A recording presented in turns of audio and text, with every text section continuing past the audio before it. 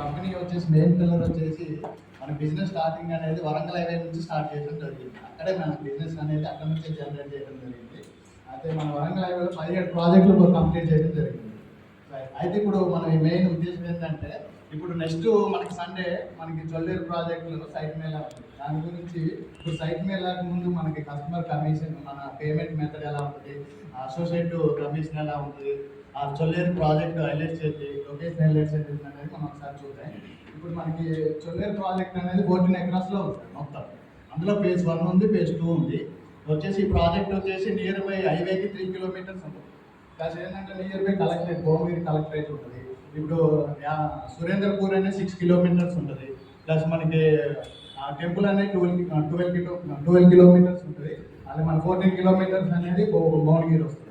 సరే, ఈ ప్రాజెక్ట్ వచ్చేసి మనకి డిటిసిపి రేడా అప్రోచ్ ప్రాజెక్టు. ఇది ప్లస్ మనం ఏంటంటే సీసీ రోడ్లు ఇస్తాం, 30, 40 and 33 సీసీ రోడ్లు ఇస్తాం, అండర్ డ్రైనేజ్ ఇస్తాం, ఎలక్ట్రిసిటీ ఇస్తాం, ప్లస్ మనకి ఏంటంటే ఎవెన్యూ ప్లాంటేషన్ ఇస్తాం. ఓకే, ఈ ప్రాజెక్ట్లో వచ్చేసి మనకి ప్రైసెస్ వచ్చేసి స్టార్టింగ్ స్టాండర్డ్ క్లాస్ ఉంటున్నాం. మన మిగతా కంపెనీలు ఏంటంటే ఈస్ట్ వెస్ట్ నార్త్ ఈస్ట్ అని పిలుస్తాం. మనం ఏంటంటే వెరైటీగా standard, premium, super premium, elite class అని పిలుస్తాం. ఓకే, ఇందులో వచ్చేసి మన స్టార్టింగ్ వచ్చేసి 9,000 పర్ స్క్వేర్ ఇయర్ అంటే వెస్ట్ ఫేసింగ్. తర్వాత ఈస్ట్ ఫేసింగ్ వచ్చేసి 9,000. మన ఏంటంటే ఈస్ట్ ఫేసింగ్ వచ్చేసి 9,500. తర్వాత వచ్చేసి మన 9,500 10,000 ఇస్తాం. అది ఏంటంటే సూపర్ ప్రీమియం క్లాస్. 10,500 వచ్చేసి ఎలైట్ క్లాస్. ఓకే, ఇప్పుడు మనం వచ్చేసి ఫర్ ఎగ్జాంపుల్ ఒక ప్లాట్ తీసుకున్నట్టయితే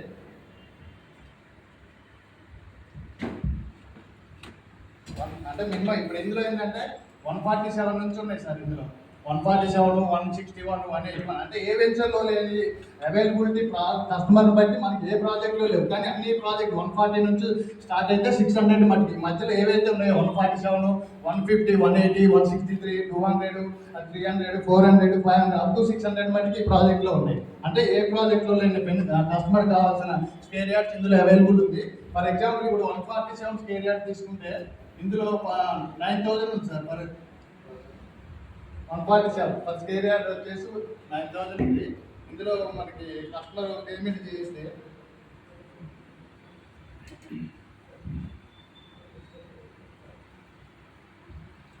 147 ఇంటూ 9,000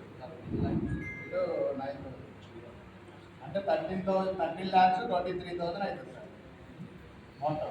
ఓకే, ఈ 13,23,000 ఎలా పే చేయాలంటే ఫస్ట్ 1 వీక్లో 1 lakh పే చేయాలి customer. First booking amount 1 lakh తీసుకుంటాం. తర్వాత ఏంటంటే 1 lakh బుకింగ్ అమౌంట్ 1 lakh.